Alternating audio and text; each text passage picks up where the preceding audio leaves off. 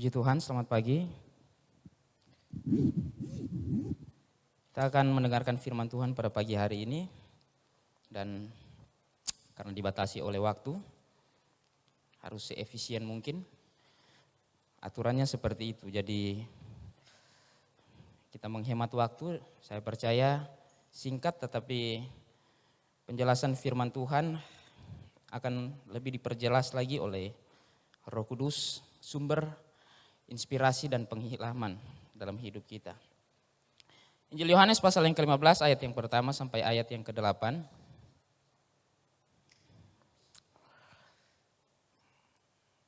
Injil Yohanes pasal yang ke-15 ayat pertama sampai ayat yang ke-8, saya akan bacakan ayat firman Tuhan ini. Pokok anggur yang benar, akulah pokok anggur yang benar dan Bapakulah pengusahanya.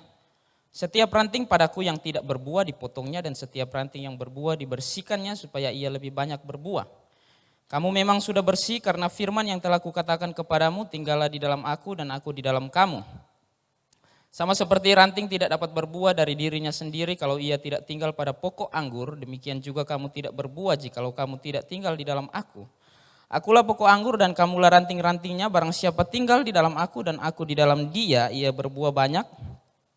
Sebab di luar aku kamu tidak dapat berbuat apa-apa, barang siapa tidak tinggal di dalam aku, ia dibuang keluar seperti ranting dan menjadi kering.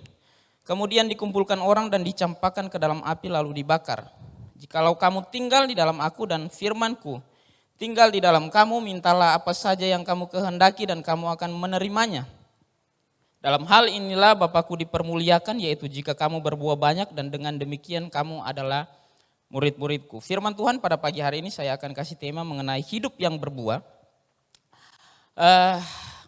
Orang Kristen sedikit punya masalah dengan kehidupan kerohaniannya yang berkaitan dengan Roh Kudus. Saya sudah sampaikan pada ibadah 10 malam kemarin. Ada sebuah kaitan antara kekristenan kita, kerohanian kita dengan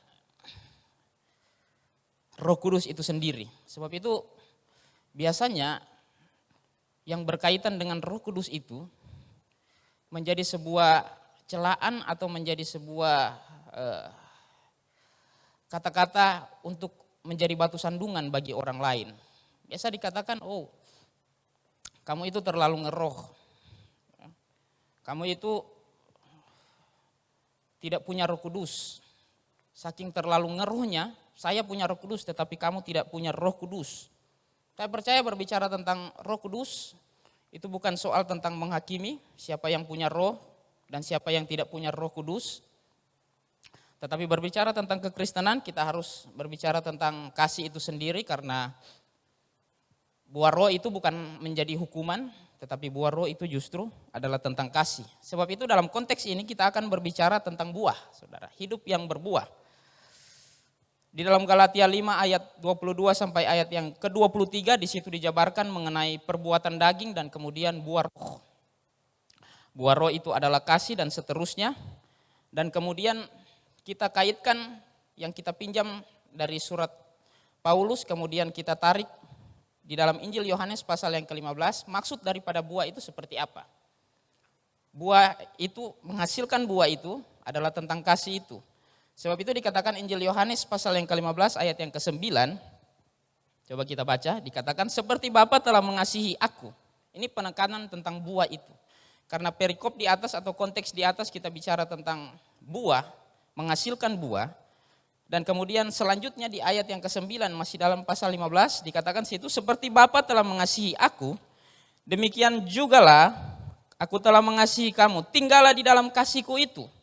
Jikalau kamu menuruti perintahku, kamu akan tinggal di dalam kasihku, seperti aku menuruti perintah Bapakku dan tinggal di dalam kasihnya. Jadi kalau kita pinjam surat Paulus di dalam Galatia pasal 5 ayat yang ke-23, di situ bicara tentang buah roh yang adalah kasih. Injil Yohanes pun atau Rasul Yohanes pun menulis tentang menghasilkan buah itu adalah kasih. Jadi dikatakan lebih jelas lagi di dalam konteks ini, hidup yang berbuah itu ketika melekat atau tinggal, melekat pada pokok anggur itu, tinggal di dalam Tuhan. Kalau kita mau berbuah dikatakan di sini, maka kita harus tinggal di dalam Dia.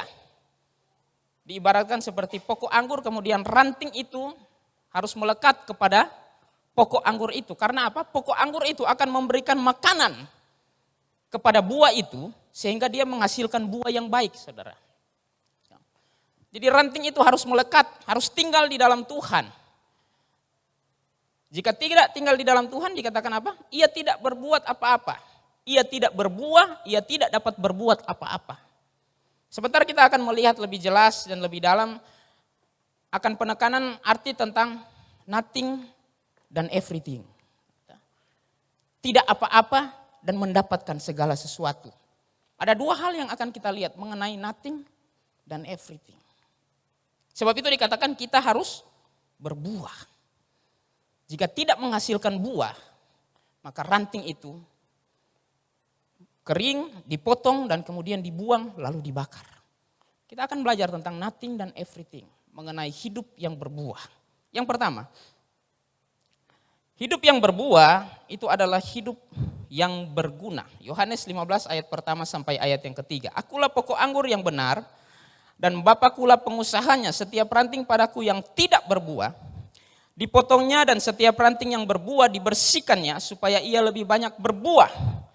Kamu memang sudah bersih karena firman yang telah kukatakan kepadamu. Ini perkataan Yesus yang terakhir tentang akulah, the seven great I am. Ada 7 perkataan Yesus di dalam Injil Yohanes mengenai akulah, akulah, akulah. Dan ini perkataan Yesus yang terakhir. I am the true vine. Akulah pokok anggur yang benar. Sebab itu dikatakan di sini, akulah pokok anggur yang benar. Akulah dan ada yang benar. Siapa yang benar itu? Akulah pokok anggur yang benar. Ini membedakan sebuah prinsip atau predikat kepada orang atau hal yang sama. Sebab itu Yesus berkata, akulah dan ada kata yang benar. Karena ada hal atau orang yang menyandang predikat yang sama sehingga harus ditekankan mengenai akulah pokok anggur yang benar. Perikop sebelumnya kita belajar tentang roti hidup, itu berbeda dengan roti mana di dalam Injil Yohanes pasal yang ke-6. Sebab itu Yesus berkata, akulah roti hidup. Itu berbeda dengan roti mana ketika ketika bangsa Israel ada di padang gurun, kemudian mereka selama ada di padang gurun makan roti ini, roti mana yang turun dari Tuhan. Itu berbeda dengan Yesus yang adalah roti hidup itu. Ada sebuah penekanan perbedaan, kontras yang sangat tajam antara roti yang dimakan oleh bangsa Israel mana dan roti hidup. Kemudian ada perbedaan antara Yesus yang berkata tentang akulah gembala yang baik. Yesus harus menekankan ini. Akulah gembala yang baik. Karena di dalam konteks Injil Yohanes pasal yang ke-10 mengenai gembala yang baik di situ ada perampok-perampok dan ada orang-orang upahan juga di situ. Jadi ada sebuah perbedaan, harus dibedakan. Akulah roti hidup, akulah gembala yang baik, dan akulah pokok anggur yang benar. Semua penandaan ini memberikan indikasi tentang sejarah penebusan daripada bangsa Israel. Di mana bangsa Israel itu adalah pohon anggur yang ditanam oleh Allah. Mazmur pasal yang ke-80 ayat yang ke-9 saya akan bacakan. Mazmur 80 ayat yang ke-9. Boleh kita lihat di multimedia. Mazmur pasal yang ke-80 ayat yang ke-9. Dikatakan di situ, telah kau ambil pohon anggur dari Mesir. Ini bangsa Israel. Telah kau halau bangsa-bangsa, lalu kau tanam pohon itu. Menandakan sebuah peristiwa tentang bangsa Israel yang adalah pohon anggur yang ditanam oleh Allah. Ini tentang sejarah penebusan dari bangsa Israel. Tetapi ironisnya di sini, ketika Tuhan menanam pohon anggur itu, yaitu bangsa Israel itu, karena diibaratkan sebagai pohon anggur yang ditanam oleh Allah. Ketika Yahweh, ibaratnya seperti ini. Ketika Yahweh berjalan di tengah-tengah kebun anggur itu. dan dia ingin menikmati buah dari pohon anggur itu, tetapi yang dia dapati bukan rasa yang baik, bukan rasa yang manis. Padahal sudah diberikan pupuk. Sudah kan di sini dikatakan mengenai Yahweh yang menanam pohon anggur itu. Dia mengerjakan tanah itu. Kemudian dia menyiram dan kemudian pohon itu bertumbuh, tetapi yang dihasilkan itu bukan buah yang baik. Tetapi justru yang dipetik dari pohon anggur yang ditanam oleh Allah adalah buah yang tidak baik. Kekristenan kita bukan soal hanya menikmati, tetapi harus dinikmati juga. Karena hidup itu berguna. Kekristenan kita bukan soal untuk menikmati, tetapi harus dinikmati juga. Sebab itu dikatakan di sini, hal yang utama yang Yesus lakukan menyebut dirinya itu sebagai pokok anggur yang benar. Dan dikatakan bersamaan dengan itu, Bapakulah adalah pengusahanya. Dikatakan situ, akulah pokok anggur yang benar dan Bapakulah pengusahanya. Ini sama-sama menandakan tentang sejarah penebusan daripada bangsa Israel atau umat Allah. Artinya apa? Melalui Yesus, Dia yang mewakili dan mewujudkan umat itu. Dia yang mewujudkan umat itu. Sebab itu kita dikatakan ranting-ranting yang melekat pada pokok anggur itu. Dan kemudian ranting-ranting itu menghasilkan buah. Kita dikatakan ranting-ranting bukan hanya sekedar sebuah hubungan pribadi antara kita dengan Tuhan. Tidak. Tetapi kita masuk di dalam komunitas umat. Kita masuk di dalam komunitas umat. Bicara tentang umat, 1 Petrus pasal yang kedua ayat yang ke-9 katakan, ini saya bicara tentang secara keseluruhan, Alkitabiahnya seperti itu. Komunitas tentang umat, bicara tentang umat itu bicara tentang sebuah perbedaan. Sebab itu 1 Petrus 2 ayat 9 dikatakan, tetapi kamulah bangsa yang terpilih, imamat yang rajani, umat kepunyaan Allah. Karena penginjilan daripada Rasul Petrus ini kepada orang-orang Yahudi, jadi menarik sebuah kesimpulan dari peristiwa bangsa Israel. Ketika Tuhan membebaskan mereka dan Tuhan menyatakan kemuliaan Tuhan di bangsa Mesir, ini untuk membedakan sebenarnya, untuk membedakan antara bangsa yang mengenal Tuhan, bangsa yang takut akan Tuhan dengan bangsa yang kafir. Ini adalah sebuah pembedaan. Sama seperti kita, ketika kita melekat pada ranting itu, tinggal di dalam Tuhan, maka kita masuk di dalam komunitas umat itu. Kita berbeda. Kita berbeda. Perbedaan ini bukan hanya soal karakter kita, bukan. Perbedaan ini bukan hanya soal karakter kita, tetapi seluruh hidup kita itu harus berbeda. Pikiran, perasaan, kehendak kita, pribadi kita itu harus berubah. Perubahan ini bukan soal penampilan juga, bukan. Karena penampilan itu saudara bisa menipu. Bisa saja casingnya baik, di dalamnya rusak. Nah, ini harus diservis ini, seperti ini. Tampilannya baik, di dalamnya rusak. Ada juga di dalamnya baik, tetapi tampilannya juga tidak baik. Seluruhnya. Ketika kita masuk di dalam komunitas umat, maka kehidupan kita harus berbeda. Seluruhnya harus berbeda. Menyangkut tentang karakter, seluruh kepribadian kita harus berubah. Harus berbeda. Karena kita masuk di dalam komunitas umat ini.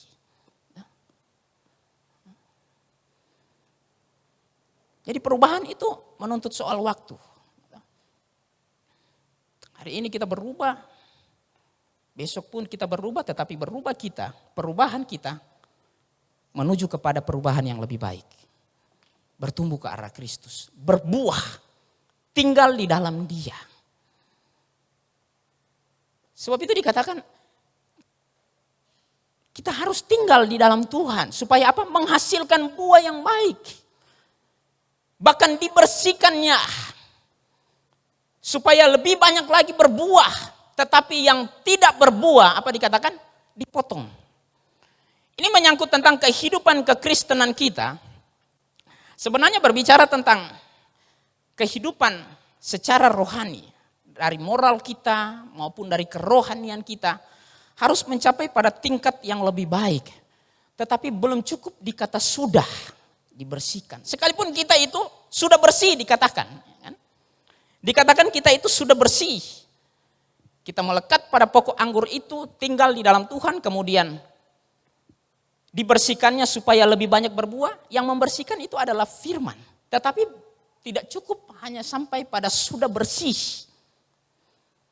Karena sebentar kita akan berbicara, kalau kita hanya sampai pada sudah bersih, bangsa Israel juga sudah dibebaskan. Tetapi di padang gurun mereka menyimpang dari kebenaran itu. Ada indikasi kejatuhan. Ada indikasi kedagingan. Jika hanya sampai pada sudah bersih. Bukan hanya sampai pada tingkatan itu, saudara. Itu jika berbuah. Tetapi jika tidak berbuah akan dipotong. Ayat yang ke-6 dijelaskan lebih jelas lagi. Barang siapa ia tidak tinggal di dalam aku, ia dibuang keluar. Seperti ranting dan menjadi kering, kemudian dikumpulkan orang lalu dan dicampakkan ke dalam api, lalu dibakar. Dipotong, kemudian dicampakkan, kemudian dibakar. Dipotong, dicampakkan, dan kemudian dibakar. Tidak berguna. Tidak ada maknanya. Ya. Tidak dapat berbuat apa-apa. Sama seperti mungkin garam. Matius 5 pasal yang ke-13. Garam itu menjadi tawar. Sebenarnya murid-murid itu harus asin dikatakan. Tetapi garam itu menjadi tawar. Dikatakan Matius 5 ayat yang ke-13, dikatakan situ, jika dia menjadi hambar, jika garam itu menjadi asin, karena konteksnya mengenai garam dunia dan terang dunia, coba multimedia buka. Matius pasal yang ke-5 ayat yang ke-13, jika dia menjadi hambar, menjadi tawar, ia dibuang dan kemudian diinjak orang. Untuk apa? Dalam peristiwa ini sebenarnya dalam budaya pada waktu itu, kenapa garam itu menjadi tawar? Sebab ada campuran-campuran yang lain di situ. Ada campuran-campuran yang lain, ada kotoran-kotoran yang lain, sehingga campuran-campuran yang lain itu, kotoran yang lain itu, yang kelihatannya seperti garam. Putih seperti garam. Kamu adalah garam dunia, jika garam itu menjadi tawar, dengan apakah ia diasinkan, tidak ada lagi gunanya selain dibuang dan diinjak orang. Sama-sama warnanya seperti garam. Putih. Tetapi ini kotoran. Ini cuma campuran. Tidak asin, hambar, ia dibuang kemudian diinjak orang. Untuk apa? Ini tegas firman Tuhan. Firman Tuhan tidak berbicara tentang di dalam Injil Yohanes atau di dalam Injil Matius berbicara tentang karena dia tidak berbuah maka buah itu harus dikasih kepada. Karena dia lebih banyak berbuah kemudian buahnya itu sedikit dikasih kepada yang tidak berbuah supaya dia juga berbuah. Tidak ada seperti itu. Dalam Injil Matius juga dikatakan, karena ada campuran di situ, ada kotoran-kotoran yang lain, yang sama seperti garam itu, biarkan saja dia di situ. Yang diambilkan cuma garamnya juga.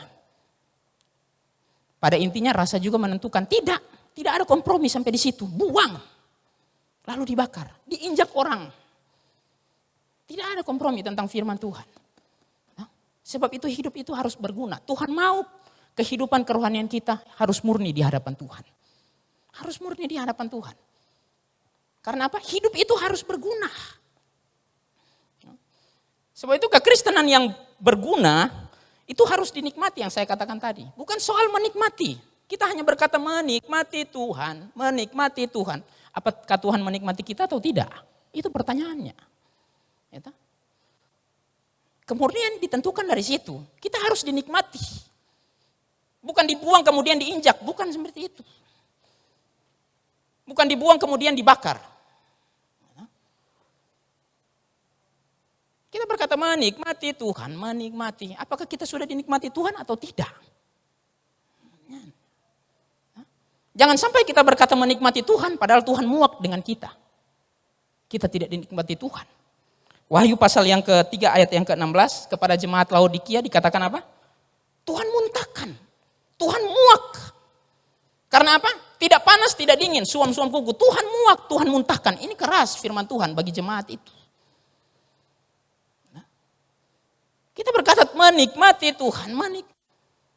Apakah Tuhan nikmati kita atau tidak? Ataukah Tuhan rasa muntah, muak dan keluarkan dari mulut kita? Orang lain barangkali juga merasa muak dengan kehadiran kita. Dimuntahkan. Barangkali mungkin sampai hewan-hewan peliharaan kita melihat kita juga pun pasti muak. Mesti dinikmati, bukan hanya menikmati tetapi dinikmati juga. Ada orang berkata, oh kalau orang itu ada, nggak ada lu nggak rame. Tetapi ketika dia datang, sudah, nggak ada lu, lebih baik nggak ada sudah. Daripada muak. Kehidupan kita harus dinikmati. Dinikmati oleh Tuhan, dinikmati oleh orang lain. Karena hidup itu berguna, itu hidup yang berbuah. Yang pertama kita belajar tentang hidup yang berguna. Hidup yang berbuah adalah hidup yang berguna. Saya cepat saja. Yang kedua, hidup yang berbuah itu adalah hidup yang berdampak. Yohanes pasal yang ke-15 ayat 4 dan ayat yang ke-5. Tinggallah di dalam aku dan aku di dalam kamu, sama seperti ranting tidak dapat berbuah dari dirinya sendiri. Kalau ia tidak tinggal pada pokok anggur, demikian juga kamu tidak berbuah jikalau kamu tidak tinggal di dalam aku. Akulah pokok anggur dan kamulah ranting-rantingnya, barang siapa tinggal di dalam aku, dan aku di dalam dia, ia berbuah banyak, sebab di luar aku kamu tidak dapat berbuat apa-apa. Yang kedua, untuk menjadi hidup yang berbuah adalah hidup yang berdampak. Tadi hidup yang berguna. Yang kedua kita belajar mengenai hidup yang berdampak. Dikatakan di ayat ketiga, kamu memang sudah bersih karena firman yang telah kukatakan kepadamu. Kamu memang sudah bersih. Bukan berarti sudah bersih dengan firman. Ini firman yang membersihkan. Sudah bersih dengan firman, kemudian kita mencapai tingkat kesempurnaan rohani, moral kita yang paling sempurna. Tidak. Jangan puas sampai dikata sudah. Harus tinggal yang Tuhan mau. Jangan puas hanya dikata sudah dibersihkan, sudah selamat, harus tinggal, sudah melayani, sudah ini, sudah sibuk-sibuk di gereja. Bahkan karena kesibukannya sulit untuk ditemui. Karena saking terlalu sibuk. Padahal lebih gampang ketemu Tuhan daripada ketemu dia. Orang bilang lebih gampang ketemu bupati daripada ketemu orang ini. Tidak hanya sampai dikata sudah, tidak. Tinggal. Bukan berarti kata sudah dibersihkan oleh firman kemudian kita mencapai tingkat kesempurnaan rohani atau moral yang paling sempurna. Belum. Karena ada indikasi kejatuhan di situ. Ada indikasi daging di situ. Sebab itu kita belum sampai pada tingkat yang sempurna jika kita hanya sampai di kata sudah itu. Galatia 5 ayat yang ke-22 sampai ayat yang ke-23. Multimedia coba buka. Galatia pasal yang ke-5 ayat yang ke-22 sampai ayat yang ke-23. Di situ dikatakan mengenai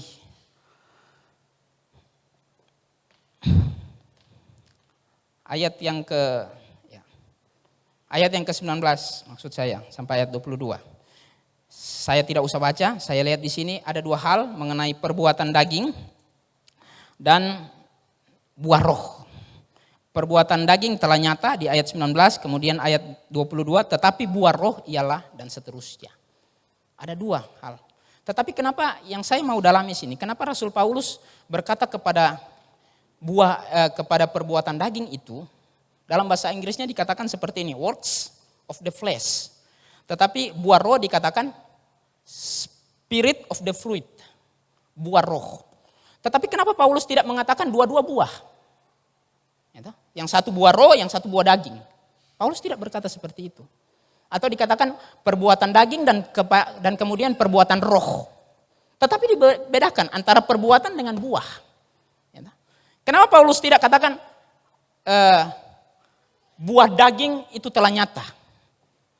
Dan kemudian buah roh itu ialah, atau tidak dikatakan perbuatan daging telah nyata. Perbuatan roh ialah, tidak, dibedakan antara buah dengan perbuatan. Kenapa? Ini yang saya katakan. Jika kita hanya sampai pada tingkatan sudah, ada prinsip kedagingan, yaitu perbuatan daging. Bukan buah natural atau secara alamiah dari manusia itu adalah perbuatan. Yaitu daging. Itu naturalnya, alaminya seperti itu. Tetapi naturalnya daripada Roh Kudus itu adalah buah. Sebab itu dibedakan. Dibedakan oleh Rasul Paulus. Karena alamiah manusia itu dikatakan perbuatan. Sebab itu jika kita hanya sampai di kata sudah saja, bisa saja kita ada indikasi perbuatan ini. Bukan lagi buah, tetapi perbuatan. Tuhan mau jangan hanya sampai di kata sudah, tetapi tinggal. Karena ini bicara tentang sejarah penebusan bangsa Israel juga. Mereka juga sudah dibebaskan. Sudah dibebaskan. Sudah berbeda dari Mesir. Sudah. Tetapi di padang gurun mereka menyimpang dan tidak masuk tanah Kanaan. Jika hanya sampai di kata sudah saja, ada indikasi kita pasti akan jatuh dalam perbuatan ini. Karena ini alaminya manusia. Harus tinggal. Tuhan mau lebih dalam lagi dengan Tuhan. Bukan hanya sudah bersih, bukan. Sudah berbeda, bukan. Sudah melayani, bukan. Sudah selamat, sudah beribadah, bukan. Tinggal di dalam Tuhan. Kekristenan itu bukan hanya casing, kelihatan dari luar. Yang Tuhan mau, ranting itu harus melekat pada pokok anggur itu. Bukan cuma kelihatan baik di luar, busuk di dalam. Bukan begitu buah yang baik, bukan. Sebab itu jangan sampai di kata sudah, tetapi harus tinggal di dalam Tuhan. Ketika kita tinggal di dalam Tuhan, Yesus membuka dirinya. Kita membawa kelemahan kita, ketidakterbatasan kita bawa kepada Tuhan. Karena tinggal di dalam Tuhan, Tuhan membuka dirinya. Tinggal di dalam aku. Kita bawa keterbatasan kita kepada Tuhan yang tidak terbatas. Dia ubahkan. Yang ubahkan Tuhan. Tuhan yang ubahkan. Karena seperti itu perjumpaan dengan Yesus. Bukan kita yang mengubahkan ketika kita tinggal di dalam Tuhan. Bukan kita yang mengubahkan. Tuhan yang ubahkan kita. Sama seperti pokok anggur itu. Ranting itu melekat. Bukan ranting itu yang mengubah pada pokok anggur itu. Tidak, ranting tidak dapat memberi makanan. Pokok anggur itu yang memberikan makanan kepada ranting itu sehingga menghasilkan buah. Bahkan berbuah banyak. Karena ada, makanannya itu sumber. Sumber dari makanan itu ada pada pokok anggur itu. Sebab itu dia yang ubahkan, bukan kita yang mengubahkan, dia yang ubahkan. Perjumpaan-perjumpaan dalam peristiwa Yesus seperti itu juga.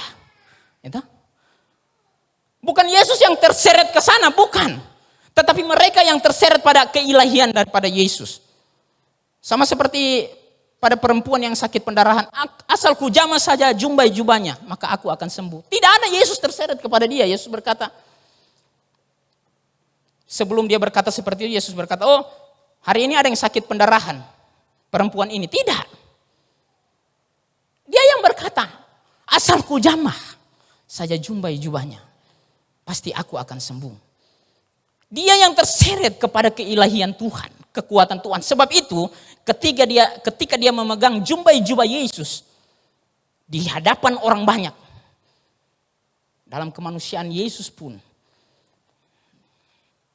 dan dalam kealahannya dia berkata, siapa yang menjamah jubah saya? Karena ada kekuatan yang mengalir dari sini. Ada kekuatan yang keluar dari sini. Yang ubahkan itu bukan kita. Tuhan yang ubahkan kita. Tuhan yang ubahkan kita. Sebab itu kata tinggal di dalam Tuhan. Atau tinggal di dalam Dia. Dikatakan maka kita dapat berbuah. Bahkan lebih banyak berbuah lagi.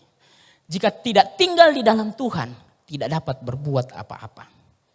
Ini yang saya katakan. Menyangkut tentang kekristenan hanya dua. Jika dia bertumbuh, jika dia berdampak. Jika dia berguna, dia berdampak dan dia bertumbuh. Hanya dua. Antara nothing dan everything. Jika dia tinggal di dalam Tuhan, maka dia everything. Dia berbuah, bahkan lebih banyak buah. Tetapi jika dia tidak tinggal, juga jangan hanya sampai di kata sudah tinggal, tidak tinggal. Jika hanya sampai di kata sudah, tidak tinggal itu sama saja. Ya tak? Sampai di kata sudah tidak tinggal, tidak dapat berbuat apa-apa. Sekalipun prinsipnya itu rohani, sudah bersih oleh firman, tetapi tidak tinggal, tidak dapat berbuat apa-apa. nothing. Hanya ada dua. Nothing dan everything. Dan kemudian dikatakan apa selanjutnya? Dicampakkan lalu dibakar. Ini bicara tentang, saudara, kalau dekat dengan teks daripada api atau dibakar, ini mungkin kita akan berpikir tentang neraka. Karena Rasul yang menulis kitab Wahyu juga adalah Rasul Yohanes yang menulis Injil Yohanes ini. Prinsip daripada kitab Wahyu itu hanya ada dua hal. Karena kitab ini berbicara tentang simbol. Jadi jangan sembarang kita mengangkat konteks ini. Namanya hanya simbol, itu hanya sebuah tanda saja. Tetapi akan dibuktikan dengan firman Tuhan. Karena firman Tuhan itu menyangkut masa lalu, kini, dan masa depan. Nanti firman Tuhan yang singkapkan. Melalui pengilhaman daripada Roh Kudus itu. Kitab Wahyu itu hanya berbicara tentang dua hal yang nyata. Yang pertama tentang Yesus. Yang kedua tentang surga dan neraka. Cuma dua hal itu. Yesus, surga dan neraka. Itu prinsip daripada kitab Wahyu. Sebab itu yang menulis Injil Yohanes. Yang menulis Injil Yohanes adalah Rasul Yohanes. Yang menulis kitab Wahyu pun adalah Rasul Yohanes juga. Mungkin kita berpikir api itu adalah neraka. Jika kita berpikir sampai di situ, maka kita harus memahami, bukan hanya nothing, bukan hanya tidak ada apa-apa, tetapi orang yang tidak berbuah, yang dibuang dan kemudian dicampakkan lalu dibakar sampai empty, kosong hidupnya. Bukan hanya nothing tetapi empty, tidak ada apa-apa, kosong sampai di situ. Itu jika kita tidak tinggal di dalam Tuhan. Sebab itu kekristenan kita harus tinggal di dalam Tuhan supaya apa? Kita bertumbuh. Kita berdampak. Karena kekristenan yang berbuah adalah hidup yang berdampak. Bukan hidup yang hampa. Bukan hidup yang kosong. Bukan. Ada lagu berkata, hampa terasa hidupku tanpa dirimu. Ini lagu-lagu anak muda barangkali. Saya juga masih jiwa muda, saudara. Hampa, saya tidak mau terima usulan-usulan atau masukan dari yang lain. Tidak tinggal, empty, nothing. Hampa itu bukan soal jomblo, bukan. Sama seperti inilah berkata, ya kan. Jomblo berarti hampa. Atau tidak kita berkata kekristenan kita hampa. Sebab itu kita harus mungkin bikin KKR. Jangan hanya jadi kekristenan yang KKR. Berarti trompet kerohanian itu ada agak turun. Ada turun, ada naiknya juga. Kalau orang tinggal di dalam Tuhan, kita tinggal di dalam Tuhan, bukan soal DP naik turun, stabil trompet kekristenan. Karena tinggal di dalam Tuhan, bahkan lebih banyak berbuah. Bukan hanya berbuah, lebih banyak berbuah. Jangan hanya cuma menjadi kekristenan KKR atau kekristenan event-event yang dapat kita selenggarakan. Kebaktian, kebangunan rohani. Berarti rohani kita ada tidur. Maka kita harus di-charge lagi kembali supaya kerohanian kita itu naik. Bukan nanti ada event seperti itu. Bukan hanya ada event seperti itu. Bukan hanya ada KKR. Bukan. Setiap hari kekristenan kita harus berbuah, harus berdampak. Karena kita tinggal di dalam Tuhan. Tuhan tidak berkata I am the true. Tuhan tidak berkata I am the true charge barangkali. Karena kekristenan kita mulai turun, kita harus di-charge kemudian naik. Tuhan tidak berkata seperti itu. I am the true charge. Bukan I am the true vine. Akulah pokok anggur yang benar. Tinggal di dalam pokok anggur itu. Kekristenan kita akan semakin hari semakin berdampak. Semakin naik. Kata Tuhan. Dan melihat kepada kemuliaan Tuhan. Sebab itu ayat ini diakhiri dengan kemuliaan Tuhan. Hidup yang berguna, hidup yang berdampak, hidup yang bertumbuh. Yang terakhir. Saya cepat saja. Hidup yang bertumbuh. Yohanes 15 ayat yang ke-7 dan ayat yang ke-8. Jikalau kamu tinggal di dalam aku dan firmanku tinggal di dalam kamu, mintalah apa saja yang kamu kehendaki dan kamu akan menerimanya. Dalam hal inilah Bapakku dipermuliakan, yaitu jika kamu berbuah banyak dan dengan demikian kamu adalah murid-muridku. Dikatakan mintalah apa saja yang kamu kehendaki. Tidak ada prinsip keagamaan kekristenan seperti ini. Mau cari agama dimanapun tidak ada. Prinsip keagamaan seperti ini. Membawa seluruh kehendak manusia kepada pemenuhan itu. Sebab itu dikatakan minta apa saja yang kamu kehendaki dan kamu akan menerimanya. Tidak ada agama yang berkata seperti ini. Seluruh kehendak manusia dibawa kepada pemenuhan. Tetapi pemenuhan itu harus dibatasi. Saya kutip kata Agustinus berkata seperti ini, bapak-bapak gereja. Pada zaman gereja abad pertama sesudah Masehi. Ini Agustinus berkata seperti ini, kasihilah Tuhan Allahmu, setelah itu lakukan saja apa yang kamu mau. Terserah. Kasihilah Tuhan Allahmu, kemudian terserah kamu lakukan apa yang kamu mau. Yang penting batasannya itu. Sudah mengasihi Tuhan, torangnya tidak macam-macam kalau torang so kasihi Tuhan duluan. Kalau torang so kasihi Tuhan, torangnya tidak macam-macam. Nyandak nakal, nyandak. Karena apa? Yang torang lakukan awalnya itu betul, mengasihi Tuhan. Gampang kita berbuat yang lain, pasti implikasinya itu kepada kebaikan. Bukan kepada hal yang tidak baik. Kasihilah Tuhan Allahmu, kemudian terserah, setelah itu terserah kamu lakukan apa yang kamu mau. Kekristenan menekankan tentang sebuah kebebasan dan kepuasan. Tetapi harus dibatasi pada prinsip tentang mengasihi Tuhan. Batasannya soal itu. Jika kita mengasihi Tuhan, itu adalah sebuah kepuasan. Mengasihi Tuhan, itu adalah sebuah kepuasan. Gampang kita berbuat yang lain, karena Tuhan dulu yang dipermuliakan. Karena akhirnya akan dikatakan, Tuhan dipermuliakan. Menghasilkan buah itu hanya sebagai sebuah sarana atau alat. Tetapi jangan bertahan sampai menghasilkan buah. Semuanya yang menghasilkan buah yang baik harus mempermuliakan Tuhan. Harus mempermuliakan Tuhan. Kasihilah Tuhan Allahmu, kemudian lakukan saja apa yang kita mau. Bebas tapi dibatasi. Puas tetapi dibatasi. Sama seperti mungkin di dalam Mazmur pasal yang ke-23. Tuhan membaringkan mereka, gembala yang baik itu membaringkan domba-domba itu di padang rumput. Padang rumput ini bicara padang bukan padang yang kecil. Mungkin di kiri kanan ada jurang, bukan itu, tidak. Padang rumput ini luas. Sebab itu dikatakan bukan hanya dibaringkan, diberi makan, dikenyangkan. Ini berbicara tentang kepuasan dari orang Kristen.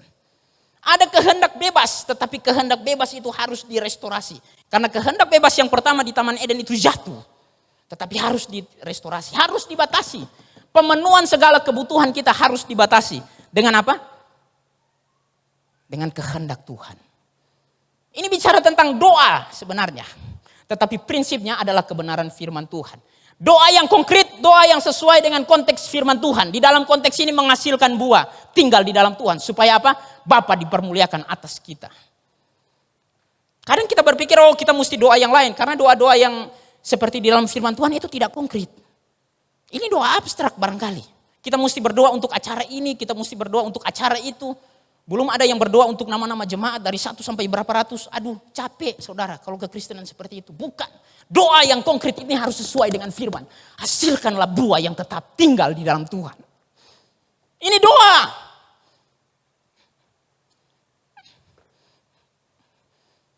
Berbicara tentang hidup yang bertumbuh. Maka doa itu harus dibatasi. Pekerjaan dan perbuatan kita, sekalipun itu dipuaskan, tetapi harus dibatasi dengan firman. Karena apa? Yang terakhir juga dikatakan, akhirnya Bapa yang dipermuliakan. Tuhan yang dipermuliakan. Karena apa? Menghasilkan buah itu hanya sebagai sebuah sarana saja, alat. Tetapi tidak hanya sampai di situ. Bukan hanya sudah menghasilkan buah, tinggal di dalam Tuhan artinya, karena di sini dikatakan, Bapakulah adalah pengusahanya. Ketika ranting itu melekat pada pokok anggur itu memberikan makanan kepada ranting itu, dan ranting itu menghasilkan buah. Apakah Yesus yang berbicara tentang I am the true vine, akulah pokok anggur yang benar, dia menikmati sendiri buah itu? Tidak. Dia persembahkan kepada Bapa. Karena apa? Bapakulah pengusahanya. Dalam pengertian ini dikatakan petani, dia yang mengerjakan tanah itu. Sebab itu di dalam 1 Korintus pasal yang ketiga ayat 6 sampai yang ke-7. Di situ berbicara tentang Apolos dan Paulus. Karena ada sebuah perpecahan, ada sebuah pertentangan di situ. Kita buka.